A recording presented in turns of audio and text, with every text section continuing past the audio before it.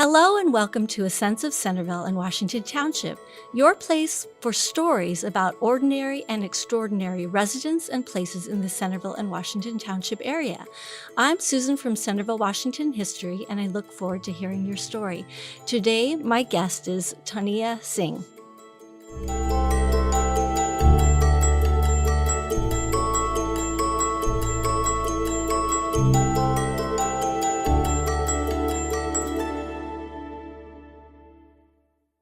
Toniya Singh was born in India and immigrated from Bombay before settling in Ohio. Toniya is a public speaker, consultant, trainer, coach for schools and Fortune 500 companies. In her public speaking, she often shares the perspective of immigrants. She is a certified master and professional coach and has an MBA from Antioch University. She is fluent in 5 languages. Welcome. Thank you, Susan. It's so great to have you here. Thank you for having me. This is very, very kind. And it's been very fun for me to get to know you through our conversations the last few weeks. That's right. I have many reasons to thank the Diversity Council, and certainly people are up there. Yes, so that's how we met, is through Diversity Council in Centerville, Washington Diversity Council. But here we're speaking about history. And since you've come to this country, you have had a little history in Centerville, and I wanted to share your perspective. So let's go back to growing up in India and share some of the experiences that shaped your life growing up there. I had a great life. I was born into a middle-class family. But I had a very unique upbringing because my mother was a movie star. And, movie stars have a certain type of personality. And my dad was, for lack of a better explanation, exact opposite. He was an engineer, an architect. It's all about measurements and solving problems. And mom was all head in the clouds.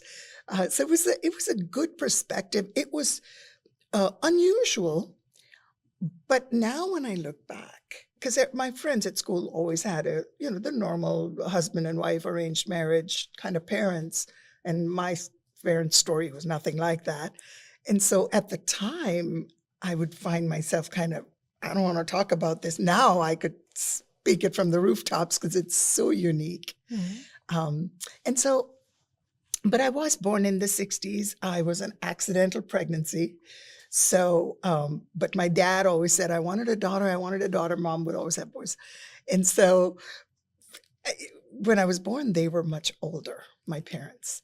And so I've never seen them with dark hair, for example, always salt and pepper and then just gray. Mm-hmm. And that kind of was another thing that was not common between me and my classmates. The other thing was that at that time, girls were, or at least in my family, to be seen, not heard. And, boys got a pass on certain things and girls did not. But all of that, I think, again, only in hindsight I can say this, it made me want better for myself or different for myself. And then I had to find a way to go get it. So I don't think I'd be the woman I am today without it. All of our experiences shape us. And at the time, it might have been a challenge for many reasons. But now, when I come through it, I think, wow, it's pretty cool. That's great. And now that you mentioned your parents' story being an interesting one, now I want to hear that. So you'll have to share. So my mother, very unusual, was a single mother. And was working in the movies. And at the time, women were not very well respected in the Indian movie industry. They were needed, but it was a male-dominated industry. And my mother was renting an apartment from one of her other movie friends.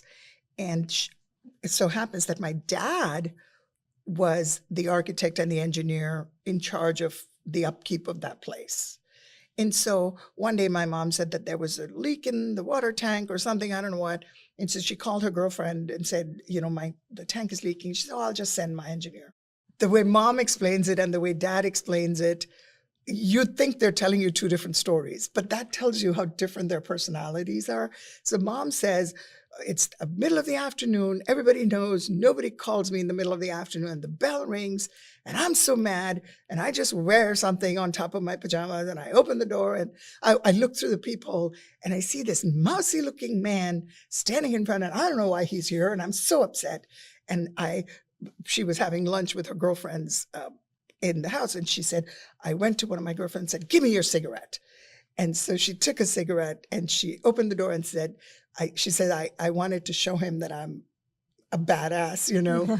And mind you, this is 1950s India. This is unprecedented. Mm-hmm. And so she says, I flicked the cigarette like this so that the ash would fall so he would know I do this all the time. And I said, what do you want? So that's her story. Uh-huh. And then my dad says, well, I just went there and she opened the door and then I don't know what happened. So he was completely overwhelmed. Oh, he was. And she was, if you see photographs of her at the time, she was just stunning, very, very pretty. And that was 1953. Mm-hmm. And she was still working in the movies. And then they started dating. They started living together. Again, unheard of. They were from they were different castes. My mom was born in a Christian household. My dad is a Sikh. And so there was all this chatter in the community. And he was an eligible bachelor, like women were lined up for him for the pick, you know, he could pick his preference, but he was stuck on her. Mm-hmm. And so it was a great deal of angst between his parents and himself. His mother said, you've left us no honor in the community. You know, you bring shame to our family name because she's an actress, she's a divorcee, and one kid, what are you doing? And he was like, sorry, gave my word. I love her, you know. So for 4 years, they lived together and they were married in 1957. Wow. Yeah. And I never talked about this in school because I was like, why didn't they have an arranged marriage? So I think it's interesting. Yeah. So it was something that was shameful at the time. Oh, very. Yeah. Very. And scandalous. Mm-hmm. And I'm really, really surprised because my dad was a very quiet man. Mm-hmm. Again, very problem solver. But for him to stand up like that, it even now boggles my mind because he didn't seem that way. He didn't seem like a very aggressive man. Mm-hmm. He was, in fact, the exact opposite. Mm-hmm. But for him to say, sorry, Mom. In fact, he told me this once. He said his mom said, so what if you've given your word? You know, I mean, you need to kind of look at this more objectively. And he said, Mom, then you shouldn't have given me good values. So at some point you got to trust your kids, I guess. Well, good for him. I know, good for him. I'm here, aren't I? Yeah, and I can see, you know, you also, you know, made your own choices. And Indeed. When you had opportunities to. Indeed. All right, so let's talk about coming to United States, and I don't know if this fits here, but ending up in Centerville, Ohio. Okay, so I came to the United States due to marriage. Mm-hmm. People don't truly leave feathered nests easily, but I got married, and at the time, my husband was a student, and so we had applied for what's known as a dependent of a student, mm-hmm. and it was a special kind of visa. I want to say it was the F2. I can't remember now. I think it was, and then. What that does is it allows you to stay in the country for an extended period of time without having to go back and forth. But you don't get a lot of other rights. You don't have the right to work or study. So we had that, and then that went on for about 2 years. We were poor because he was a student. I couldn't work. And I came from affluence by comparison, but I was happy to discover how to live within my means. And I think that still serves me today. Mm-hmm. And so So you were pretty young. Very young. I was 20, I want to say 27. When you came? When I came. Now, prior to that, we had visited. My mom's family was in Canada. So we had seen North America before, but only as a tourist. And tourists find a more glamorous look when you come as a resident, it's a different ball game compared to when you're a tourist or visiting. So then from there, he got his first job. He did his PhD, and his chairperson was so sweet. The Dr. Friel, I'll never forget it. My husband comes back from defending his PhD, and he gives me a gift. And I said, "Oh, that's so sweet. Thank you so much." He said, "No, this is from Dr. Friel." And so I opened it, and it was a gold pen, and it had the inscription, "Congratulations on your PhD," as in Tom. And I looked at it and I said, "I don't know what this is. What does this mean? And are you sure it's not yours?" And he says, "It stands for push husband through." Oh. And I still have that pen. So it was I met just the loveliest people. This was in Texas. Mm-hmm. And then from there, he got his first job in North Dakota. And we left Texas for North Dakota. And at that time, we had to get his visa changed from a student to out of a working visa. And then ours had to change to a dependent of a working person. Again, no different than the previous one, except that the fact was that we had a different number assigned, like H1 or something. And I couldn't work, could not study, couldn't do anything. And the other unique thing was that every time the visa status changed, we had to leave U.S. soil and then come back anew with another stamp saying, "Okay, you're now entering with the F2 or FH2 or whatever it was." So we stayed there. And by that time, the marriage was kind of fraying. And North Dakota, it was a very, very difficult transition for all of us.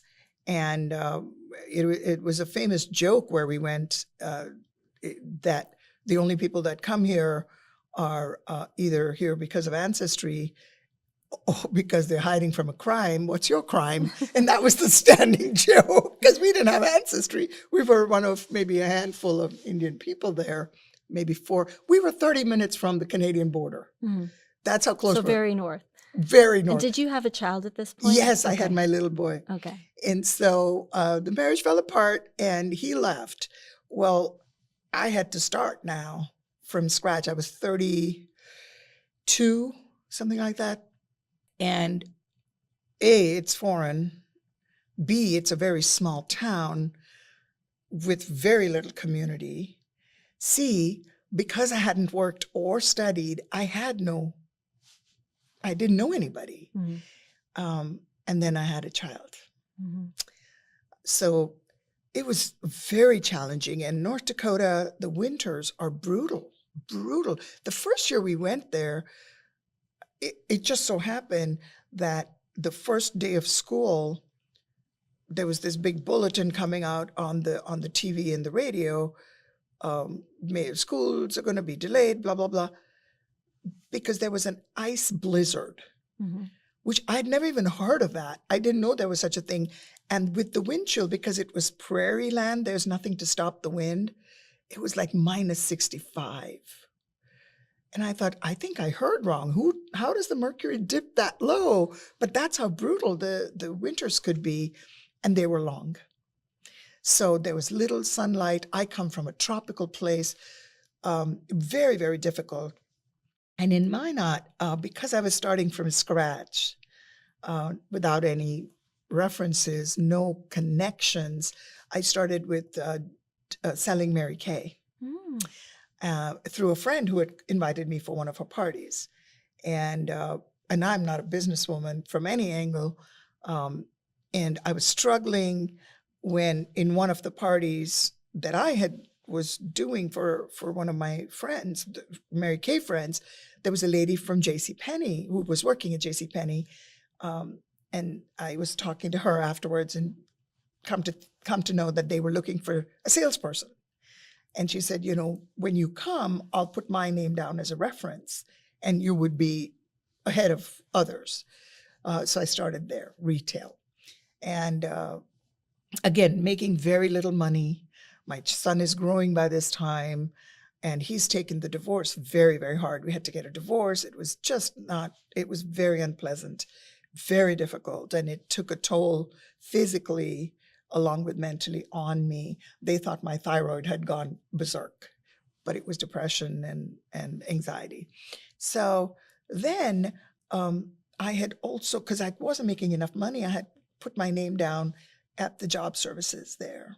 And they had done a battery of tests and they had me in their system. And so this lady called me and said, there's a company that is moving to Minot, North Dakota, and they're folding 5 operations around the United States and bringing it all to North Dakota.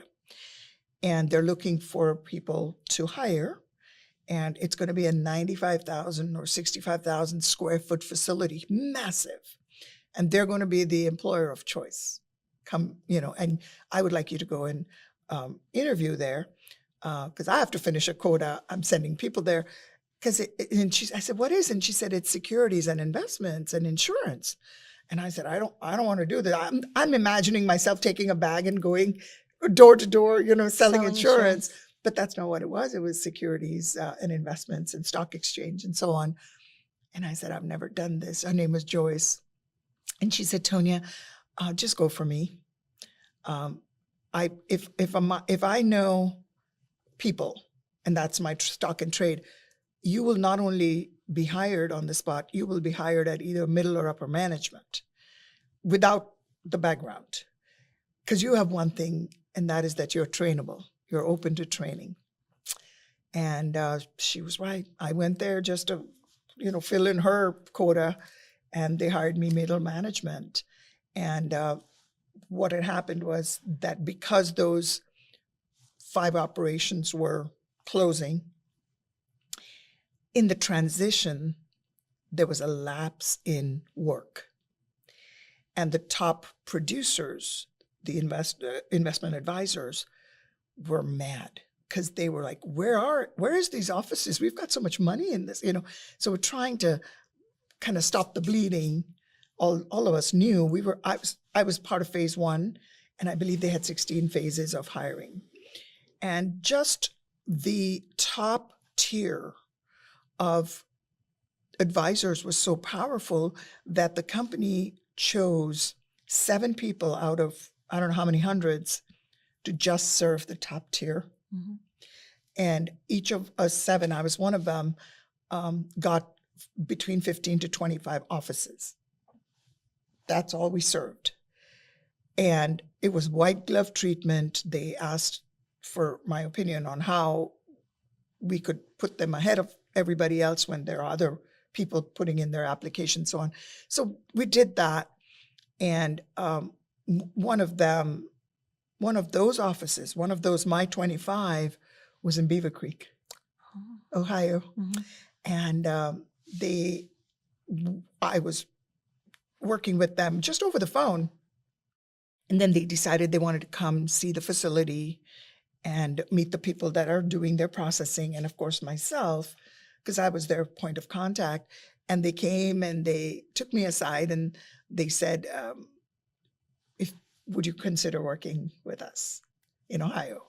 And I said, no, I'm going from here to a tropical place. I can't do winters, and no, thank you. Mm-hmm. And I'm not going anywhere. I like what I'm doing. And so they said, listen, our offer stands. They were just lovely. Oh my gosh, the people in Ohio is why I'm still here. I know that. So they said, if you ever change your mind, please, if you're leaving North Dakota, please call us. And I said, I'll tell you I'm going to call you, but you don't know me. And they said, we know you enough, And then my son left for college. And I felt so untethered. And I thought, okay, I have to move now. I have nothing to keep me in Minot, but I didn't have the money to move. So I started to look at Florida, North Carolina, South Carolina, anything. The warm locations. Nothing above the Mason-Dixon. Thank you very much. Yeah. So, but I had given them my word. And so I called them and I said, look, I'm planning on moving. I don't know where yet, but I told you I owed you a call, and here it is. And they said, Toniya, come visit us. And I'm like, no, I don't have this kind of money. What are you talking about? And we're going to send you a plane ticket. We'll put you up. Well, I'm like, no, don't spend all this money on me, because then I would feel obligated to take the job, I thought. I said, That's okay, probably why they do it. you know what? They would not let me go. Mhm. And I was not that big a deal. I was a peon. Mhm. Let's face it. Mhm. And they were so lovely. We are still friends. It'll be 25 years now. This year is Wow. 25 years. And so they brought me down. They flew me down. I said, don't worry about a hotel. I'll find a friend I can stay with. Don't waste your money. It was a small operation. And then they brought me down. They took me to a ball game and dinner, and they were like, Tony. But here's the kicker. I walked into the office because they were showing me the facilities and the beautiful office by the Fairfield Mall. And there was a beautiful mahogany desk with, among all the others, that had my nameplate on it. Oh, no. And there was like $1 million, just decorated. And I said, what are you people doing to me, you know? Well, long story short, they said, we will give you $1 more than what you're making. We will give you a moving package. We'll give you money to move. And I said, I'll give you 2 years. And they said, we'll take it. And I said, I collect my vacation and I go visit my parents every year for a month. Less than that is not beneficial. And I 'Cause it's already so have my long. ticket. Yeah. I know, it takes So 27 long hours to travel get there. time. Yeah. And so I said, I have a month. I've already got my ticket. They said, we'll let you go and we'll pay you. You just have to just come. And I'm so glad I came. Mhm. I'm so glad. I'm telling you, my U-Haul pulled into my apartment. They found the apartment, everything. I paid my deposit. My U-Haul pulled in, and the entire office was there to help me put my boxes down.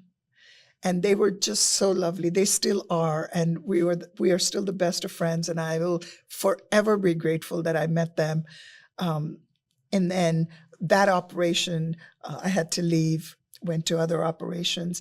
And again, it's 25 years and I don't want to leave. And by far, it is because of the people. So your son had already left. Is he local though? He is now. Okay. He is now. He finished his, I think he did 1 year of college there. He came here, and because I told him, I said, just come. My home is not a home without him. Mhm. So even though he's now married, he's got his own children, he's got his own home, which is larger than mine. There's a room in my house that is his room. I always call it his room. Mhm. And so he came down. He worked he was a manager at the movie theater down by the Fairfield Mall. Mhm. And so we would meet at lunch sometimes because I worked there.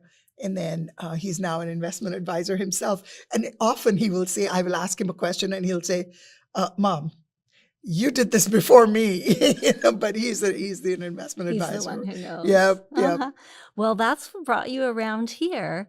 All right. So can you talk about the process of becoming a naturalized citizen? Because you eventually Yes. naturalized, right? Yes. Okay. So I didn't need to become a naturalized citizen because the green card gives us pretty much all the privileges, other than you can't vote. That's the only thing that pretty much, maybe there's one or two, but nothing significant. You're a resident, you're part of the communities, etc. But I had a friend who was an attorney who said, Toniya, you need to get your citizenship. And I was like, no, why? And he said, I don't know. I just think you should. Especially because you have a young man who is from India. And he said, why even bring up a question? What do you care? You're from India, you can go, which at the time I didn't know that India did not allow dual citizenship. Mhm.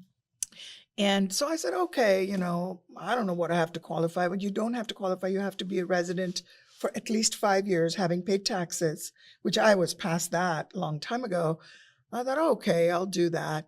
And I was not rich. I was still, so I couldn't get an attorney. I had to learn how to do the process myself. And it was involved more than I could imagine. I mean, my folders, one for me and one for my son, are about yay big. They're the 3-inch binders, and they're full. And the reason is because I always kept a copy of the supporting documents, and every page of the supporting document, as well as the application, etc., had to have our case number on it in case the papers got separated. And I kept writing and writing. I'm like, I'm going to be here all my life. So I made stickers, labels, little labels with those. And I would just keep pasting these labels on them.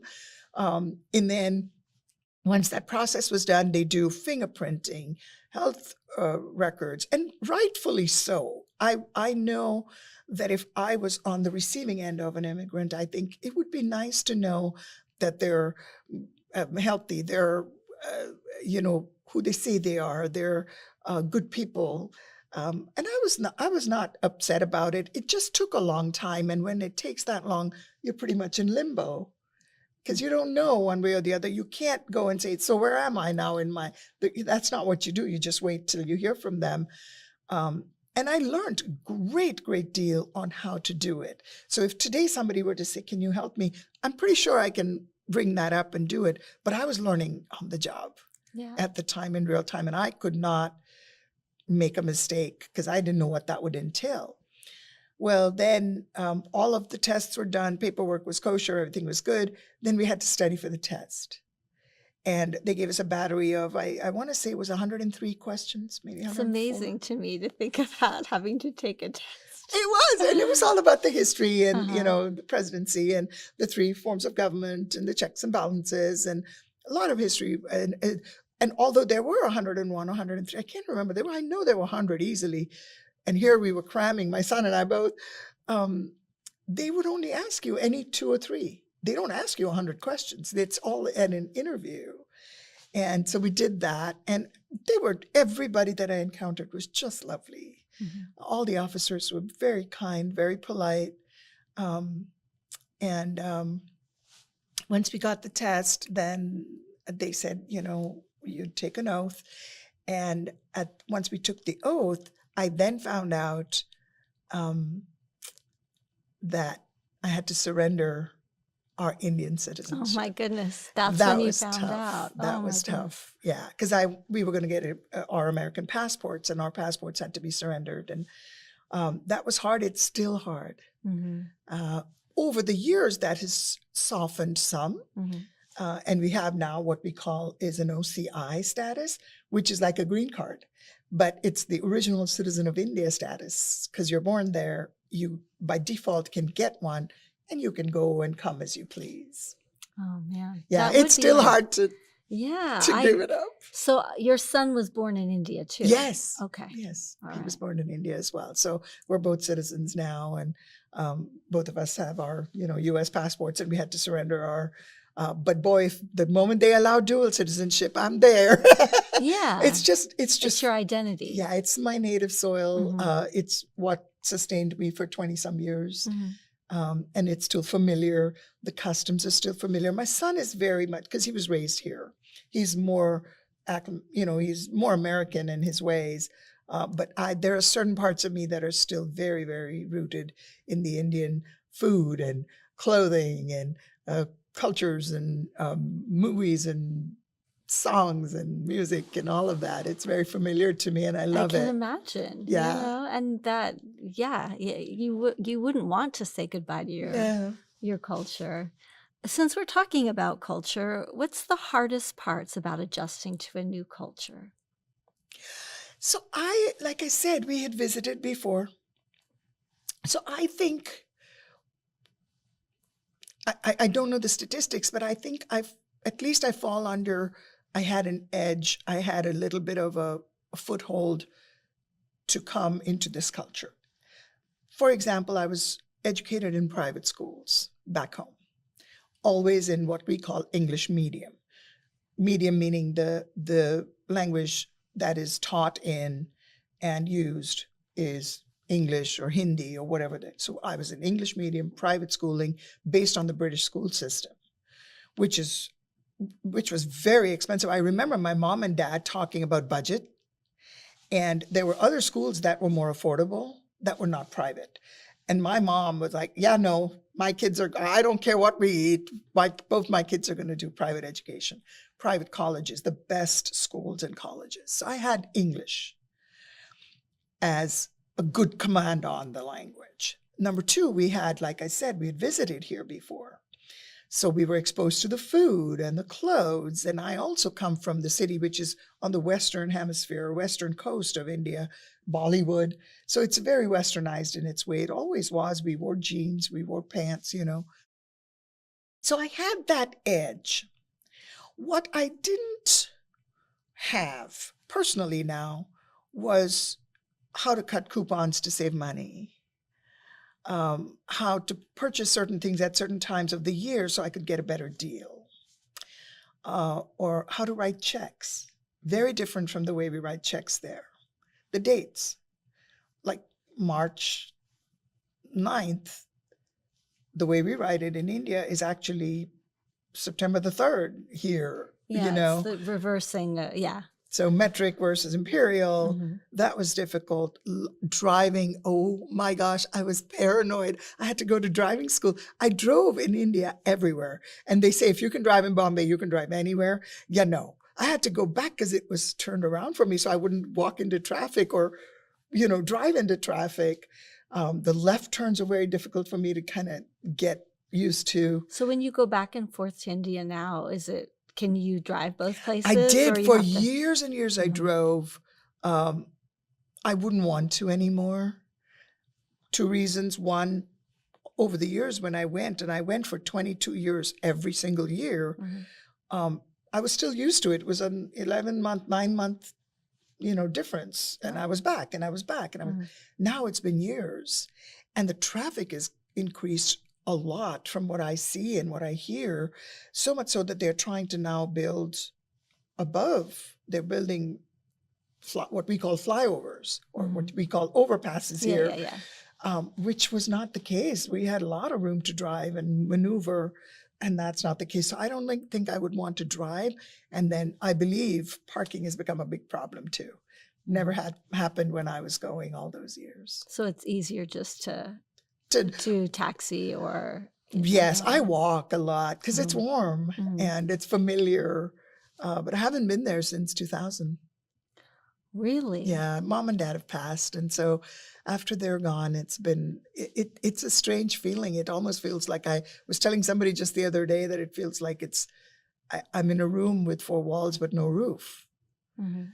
And for them, I went every year. I'd never seen this country. And all the years that I lived here, I've only started seeing parts of the United States now in the last maybe 3 or 4 years. Mhm. Because every time I had any vacation, I would pull it together, sick days, this, that, and the other. So And you then, could go so see I it could to go see India. them. So Yeah. it was either here working or there with them, you know, working in the house or something. But that's what I did for better part of my youth. Yeah, it's true. Like if your family doesn't live nearby, you spend your vacation going to visit family, Yes, which is yes. great. I mean, those It was are lovely. And now yeah. even more so. At the time, it was great. Now it's a gift that I honestly wouldn't trade for anything. I don't have any regrets. My son used to come with me when it was possible. So he came for the better part of the first part of those years. And then when he became, you know, college and job, then he started to go on a different schedule. I would do it again in a heartbeat. I never regretted that I never saw the United States. I don't know Mhm. what it is to go to Alaska, blah, blah. You It was still have worth it. time. Yes, true. If you want to. I mean, True, you of can course. spend your time Such a doing it. beautiful, this country is so beautiful and so diverse in its beauty. Uh-huh. But I was able to go to Maine with my cousin, which was just beautiful. And I still would like to go to Alaska. And of course, I've seen Florida and North Carolina, just gorgeous. And the people are so nice. So, do you have family that moved here as well? Like No, so they're my only okay. family my only family is my son. Okay. Yeah, it was a very, very, boy, I tell you, no crutches. I had no back support for years. But having said that, if I were to discount family for a moment, friends are the family you choose. I was very lucky. I would not be anywhere without the people. Here's an example. Somebody just moved into, a new neighbor moved in. And the first day we met, she said, I feel like I know you from another life. Mm-hmm. And she is, she says, you're like my sister. And she even offered, she said, if you don't have anybody to put down as a next of kin in a hospital, put my name down. Mm-hmm.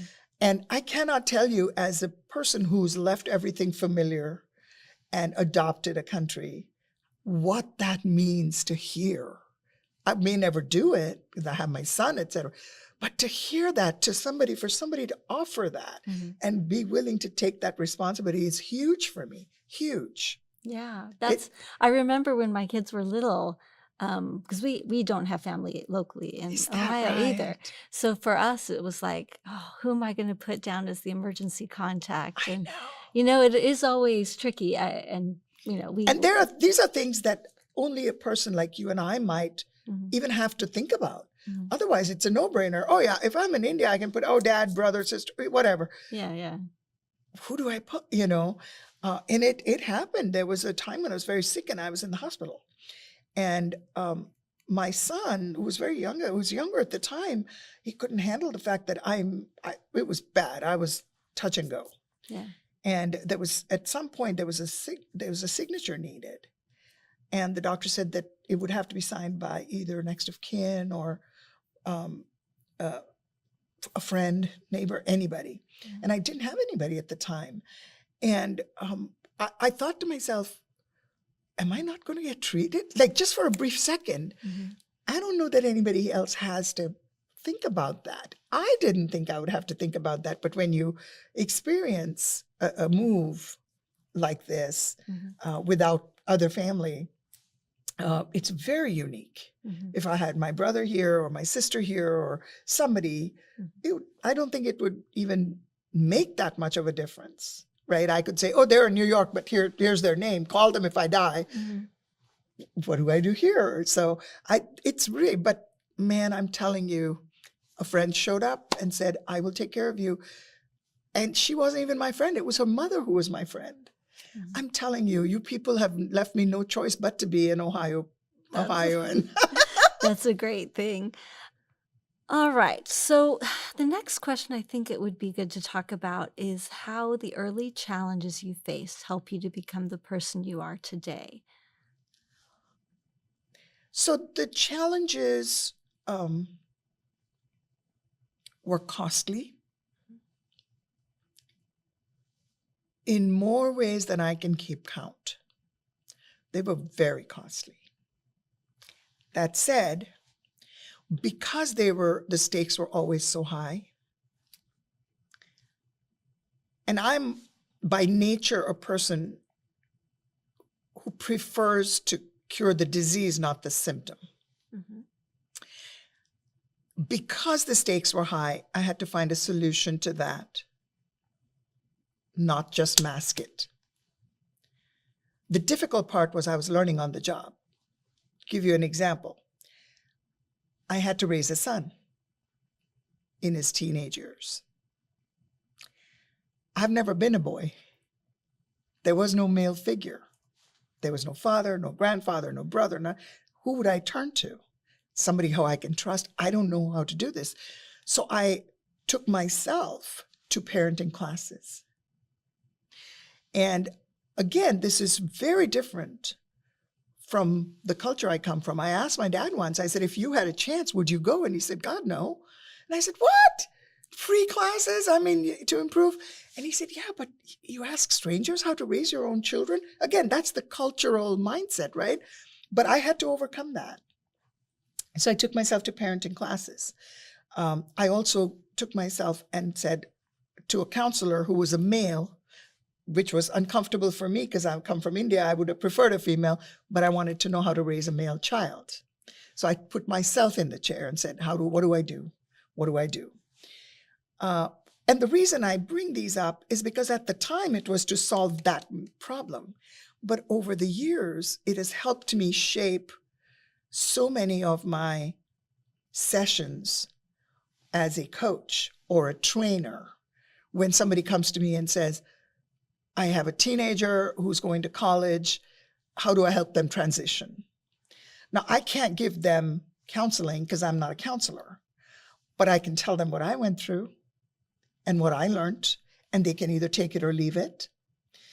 So in the bigger scheme of things, when I look back, I'm really glad I got those challenges, but I'm gladder still that I survived them because it was very, very close very often. Now, if somebody says, are you glad that happened? Sure, I am, but I wouldn't wish that upon anybody. At least a family member would have been. Now, I will say this, even from a distance, I had a great support system in my father. Not so much monetarily or, of course, monetarily, if I wanted, he would have helped me. My feeling was, I can't go back now because this was my second marriage. Twice divorced. There's no way. There's nothing back there for me that is respectful. And more importantly, I wanted my son to have a spine. I wanted him to have agency, things that I didn't have growing up. And boy, does he have agency now. But I wanted that for him. And if I had to earn that for him through me, I was going to do it. He has always been my greatest motivation. So yeah, it was very, very difficult, but I'm able to do what I'm able to do today. And I'll say it this way. I have a solid spine now, but I built it one vertebrae at a time. Okay, so we're getting to the end of our time. I did want to talk about Centerville and Washington Township and this community. Yeah. Because this is Centerville-Washington History. So tell me a little bit about Centerville and what it means to you and what places are meaningful or whatever you want to talk about. Centerville, when I first came, my apartment was in Bellbrook, and I didn't want to go away from Bellbrook, the community, whatever little community I had, the church and so on. And it looked very different than it looks today. Mm-hmm. And when I was buying a house, I told my realtor, Bellbrook, Bellbrook, Bellbrook. And again, it was not as well built as it is now. And she said, Toniya, you might want to expand to Centerville. I'm like, no, I don't want to go to Centerville. And she says, if you like Bellbrook, you will love Centerville. I'm like, okay, whatever, And then I found this place here, which I really liked, but I didn't know the community. At the time when I came here, it was still not as developed as it is. Sam's Club was still there, and downtown Centerville was there. But the rest of Centerville was still kind of up and coming. Now we have a lot on 725, it's been built up a lot. So when I first came here, it was quieter. But man, the people, because when you live in a certain place, you start to kind of use those services like banks and grocery stores and restaurants. And I always wanted to stay close to home. So I was kind of frequented, and I personally prefer to go to small businesses. So anytime I got a chance to do that, I would go there, but now we know each other. And they're so nice. And they have spoiled me, the people in Centerville. And as by nature, I've always done this since Minot, North Dakota. I always like to volunteer some of my time, just as a thank you to the community that makes it home for me. And so I did that in Minot. When I did Mary Kay, I used to give my free samples to the domestic violence shelter. And I did Mary Kay classes for them to show them how to. It was very difficult for me in my anxiety and depression and all of that to see women that were either beat up or, gashes, and were trying to hide those with makeup. It was very difficult, but I needed to do that to express my gratitude to whoever was listening, up there. So I volunteer and at the Diversity Council and other various places. And then I met more wonderful people, and they never made me feel like I looked different or I had an accent, or I was always just one of them. And now I can afford to move, but I don't want to. I'll stay in my little hole, please. I love Centerville. I love where I live. My neighbors, the people, and here you are inviting me to this lovely, lovely conversation. I'm truly, truly grateful, very grateful. Well, it's been so nice hearing your story today. I appreciate you sharing the story of what it's like for some people. I mean, everybody's immigration story is very different, but sharing your story and the journey that took you here, I appreciate you sharing that. Thank you for having me. It's so Yeah. nice, and to be able to repeat it from a bird's eye point of view, which is a rare thing. You don't generally have a conversation like this at length. It almost kind of gives me perspective too. Like, my goodness, how fortunate I am, and I'm so glad I stayed back in this country when I did. With all its challenges, it was truly worth it. Appreciate you sharing that. And also, thank you to MVCC for helping to produce this podcast. If you have an interesting story about Centerville or Washington Township, please contact Centerville-Washington History. Please also come visit our museums Tuesday through Friday, 12 o'clock to 4 p.m. Follow us on Facebook or Instagram and watch for upcoming events posted on our website at centerville-washingtonhistory.org. Thank you and goodbye.